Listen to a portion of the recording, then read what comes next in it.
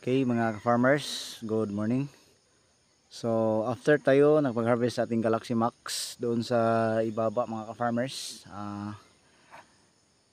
binibisita natin yung ating Mistisa F1. So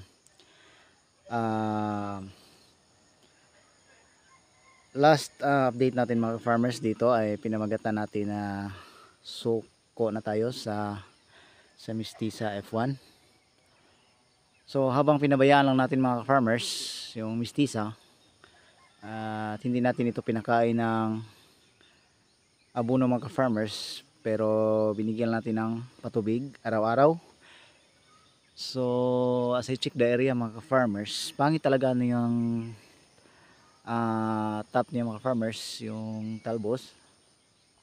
Pero mayroon tayong na-observe dito mga farmers na dito na side ay talagang parang nag-heal yung mga dahon nila mga farmers. Mayroong changes na nagiging healthy na, hindi na talaga, hindi mo masasabi na parang nagbabarako siya. So hinayaan lang natin mga farmers, and after na ilang linggo check natin, meron na talaga, meron ng mga kunting mga bunga. Kahit delayed siya, at least meron pa namang naibigay na bunga. So tulad nito, ewan ko kung ano ang dahilan dito mga farmers, kasi the same treatment lang po yung ginagawa natin sa Galaxy Max at saka sa Mistisa F1, pero delayed ito ng konti, at mga siguro mga 1 week or 2 weeks siguro ata mga farmers yung planting gap dito, kasi nagpapaano pa tayo, nagpapasibol pa tayo ng mga seeds.